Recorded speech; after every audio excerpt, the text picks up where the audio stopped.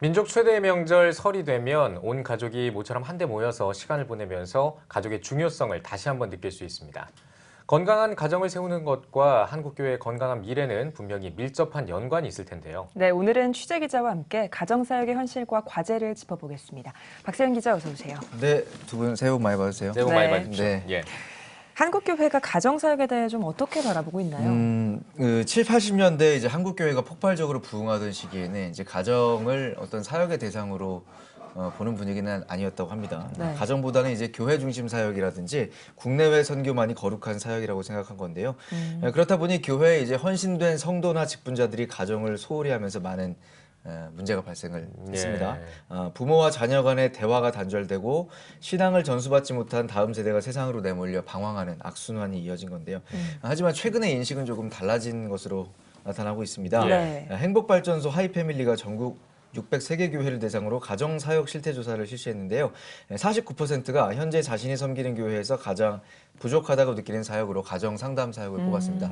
또 53%가 자신의 교회에서 가장 필요한 사역으로 이제 가정상담 사역을 꼽았고요. 그만큼 가정사역에 대한 필요성을 공감하는 사람들이 많아진 것으로 볼 수 있겠습니다. 네. 그래요. 그 가정사역의 필요성을 공감하는 사람들이 많아졌다. 예. 그렇다면 왜 많아졌을지 어떤 계기가 있었을까요? 그렇죠. 예, 이제 급속한 가정 해체 때문이라는 건데요. 요즘에 뭐 이혼율도 많고 결혼을 안 하는 사람들도 많이 늘어나는 네. 그런 사회적 분위기가 있지 않습니까? 네네. 특히나 이제 교회 안에서의 상황을 살펴보면 교회에서는 거룩한 척하지만 가정에서는 분노 조절을 못한다든지 그런 이중적인 모습을 보여주는 경우가 많이 있거든요. 예. 한마디로 말씀드리면 이제 가정과 또 가정 밖에서의 모습이 일치하지 못한다. 그렇기 때문에 어떤 가정의 해체뿐만 아니라 신앙의 해체 현상까지 야기하고 있는 그런 예. 상황들이 발생하고 있다고 볼 수 있습니다. 네. 그러면 현재 한국교회 가정사역은 어떻게 이루어지고 있나요? 네, 한국교회 가정사역은 이제 90년대부터 뿌리를 내려서 현재 이제 교회들 중에서 전담 부서를 두고 운영하는 교회는 전국에 한 30여 개 정도가 있는 것으로 나타나고 있고요. 예. 대표적인 프로그램에는 이제 아버지 학교가 있습니다. 네. 다들 잘 아실 거예요. 예. 기독교적인 가치관으로 아버지들의 올바른 역할을 조명하고 가정의 회복을 목표로 하는 프로그램인데 95년부터 시작돼 비신자들에게까지 영향을 미치고 있고요. 국내를 넘어 전 세계적으로도 활용이 되고 있는 상황입니다. 네. 그래요. 전국에 30여 곳, 그러니까 가정사역 전담부서를 두고 있는 곳이 전국에 30여 곳이면은 생각한 것보다는 사실 그 운영하고 있는 교회가 많지는 않다라는 생각이 드는데요. 그렇죠. 그러면은 그 30여 개의 그 교회들 말고 다른 대부분의 교회들은 그러면 지금 가정사역을 하지 못하고 있는 겁니까? 그렇다고 봐야 될 것 같아요. 아무래도 이제 관심이 많아지고 있지만 네. 실행에 옮기는 교회들은 극소수라고 봐야 될 건데요. 예, 이유를 살펴보면 이제 전문 인력과 시스템의 부재라는 거죠. 이제 전문적으로 그 일을 할 수 있는 사람들이 교회마다 세워지지 못했다는 것이 큰 이유가 되겠고요. 예. 교회에서 가정사역을 하기 위해서는 이제 세 가지 정도가 필요하다고 그렇게 알려져 있습니다.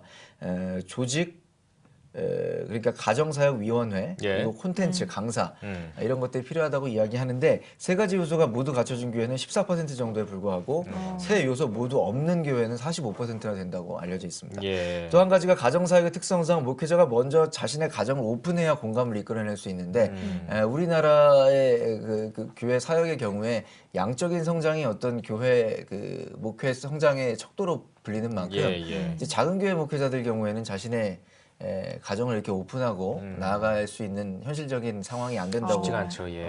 봐야 되고요. 교회는 한 사람 한 사람에 대한 의존도가 크기 때문에 이런 부분들이 가정사역을 함에 있어서 어려운 부분들이 될 수밖에 없는 거죠. 예, 네. 그렇군요. 그러면 이렇게 전문 인력과 시스템이 부족한 상황이 열악한 교회들은 어떻게 가정사역을 할 수 있을까요? 쉽지는 않지만 예전에 비해서 어쨌든 교재라든지 이런 온라인상에서의 콘텐츠 같은 것들은 확실히 많이 늘어났다고 볼 수 있습니다. 네. 그렇기 때문에 마음만 있으면 찾아서 활용할 수 있다는 점이 장점으로 보여지고요.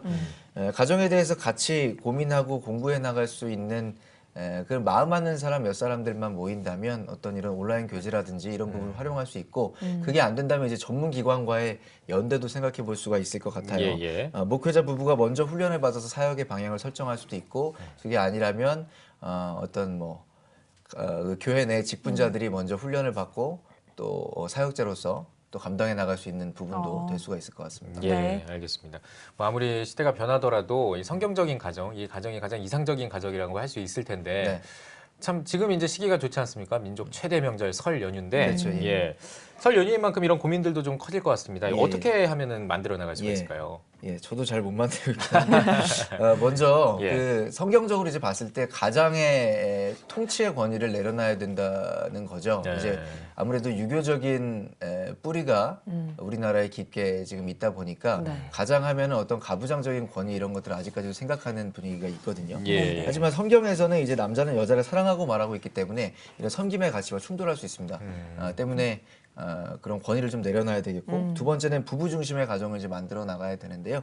성경에서 보면은 남자가 부모를 떠나 그의 아내와 한 몸을 이루라라고 말하고 있습니다. 예. 부모로부터의 독립과 부부의 연합을 강조한 건데 아직까지도 그런 부부가 완벽하게 독립되지 못해서 일어나는 문제들이 예, 많이 있기 있죠. 때문에 네, 네. 이런 부부 중심의 가정 문화를 좀 만들어 나가는 거 다시 한번 기억을 해야 되겠습니다. 네, 네. 알겠습니다. 네, 가정사역에 대한 이야기 나눠봤습니다. 박세현 기자 수고하셨습니다.